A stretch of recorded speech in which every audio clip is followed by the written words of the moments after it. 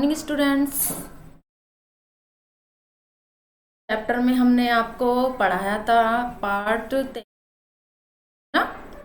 Part 23 का हमने जो हाफ पढ़ाया था पहले, वह हाफ रह गया था ना। तो बार वो देख लेना मोटा मोटा सा। फिर तो हमने इसमें आपको क्या बताया था, पार्ट का नाम तो आपको पता ही है ना, 7 पूंछों वाला चूहा। इस चैप्टर में हमने आपको बताया था कि एक चूहा था जिसको 7 पूंछें थी। उसके जो सहपाठी थे, उसके जो साथी थे, वो उसको चिढ़ाते रहते थे हमेशा कि 7 पूंछों वाला चूहा, 7 पूंछों वाला। दूसरे परेशान होकर पहले अपनी एक पूंछ कटा दी, फिर भी उसको ताने दिए जा रहे थे, फिर उन्हें दूसरी कटा दी। इस तरह से उसने अपनी 3 पूंछें ने अपनी बाकी सारी पूंछें कटाकर उसके पास कुल 3 पूंछें रह गई थी ना। तो यहीं पर अपना अपना चैप्टर क्लोज कर दिया था। उसके आगे की कहानी आप तो ये है, पर सब उसे चिढ़ाते, 3 पूंछों वाला चूहा, 3 पूंछों वाला चूहा, है ना। चूहा गया नाई के पास, देखो वो फिर परेशान हो गया। तब उसको 3 पूंछों वाला चूहा, 3 पूंछों वाला चूहा बोलने लगे। वो नाई के पास गया, नाई ने एक पूंछ और काट दी। तो अब उसके पास कितनी पूंछें बच गई? अब उसके पास बची 2 पूंछ, है ना। अब क्या होता है, पर सब उसे चिढ़ाते, फिर भी उसको चिढ़ाते। देखो उसने सारी पूंछें कटा दी, 2 पूंछें बची उसको। अब उसको जो उसके साथी थे फिर भी उसको चिढ़ाने लगे। क्या कहने लगे? 2 पूंछों वाला चूहा, 2 पूंछों वाला चूहा। अब चूहे ने परेशान होकर फिर से क्या किया, तो चूहा गया नाई के पास। वो फिर से नाई के पास पहुंच गया। नाई ने उसकी एक और पूंछ काट दी। अब उसने उसकी एक और पूंछ काट दी, तो उसके पास अब कितनी पूंछें बची? 1 पूंछ। अब वह 1 पूंछ का ही हो गया।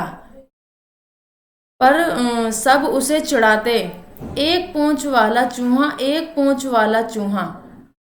देखो पहले उसके पास 7 पूंछें थी। उसने इसी ताने से, चिढ़ाने से उसने अपनी सारे पूंछ एक एक कर कर कटा दी। अब उसके पास लास्ट में आकर केवल 1 ही पूंछ रह गई।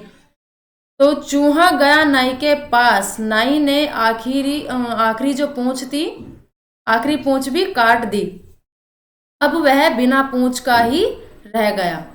देखो, लेकिन फिर भी सब उसको चिढ़ाते, बिना पूंछ वाला चूहा, बिना पूंछ वाला चूहा।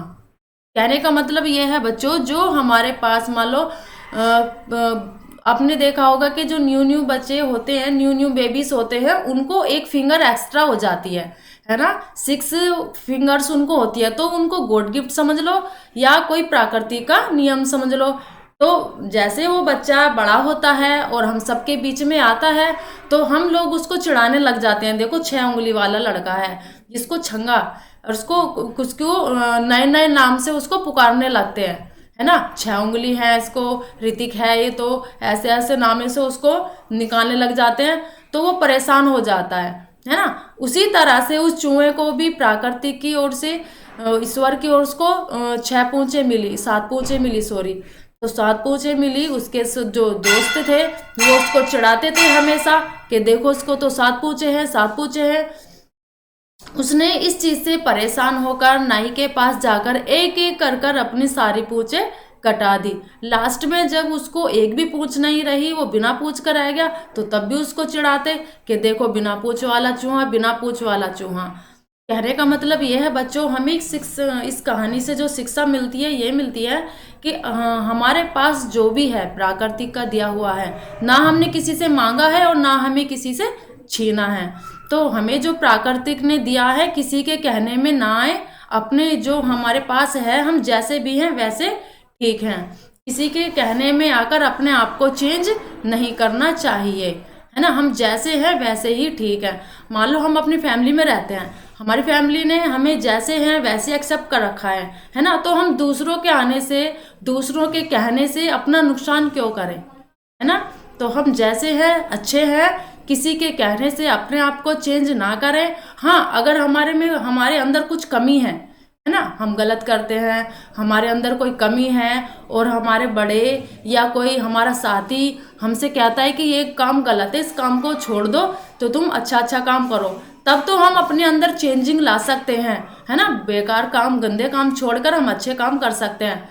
लेकिन जो हमारे अंदर प्रकृति के द्वारा जो रंग रूप है या कुछ भी है, हम वो चेंज नहीं कर सकते। अगर करेंगे तो वो हमारा ही नुकसान होगा, किसी और का नहीं होगा। ठीक है। अब देखो इसमें ये पिक्चर्स दी गई है अपनी बुक में, है ना। इस बुक में देखो ये जो हमारे चैप्टर्स में सारा जो काम था, सारा जो बताया गया था, वो इसी चित्र के द्वारा कंप्लीट होता जा रहा है। देखो ये चूहा है, ये नाई के पास है और नाई इसको एक एक कट के सारे पूछे कट कर रहा है। तो ये चित्रण आपको देखा है बच्चों, ये चित्रण कहाँ का है, इसके अंदर देखो कुछ कोटेशन लिखी हुई है इस चित्र के बारे में।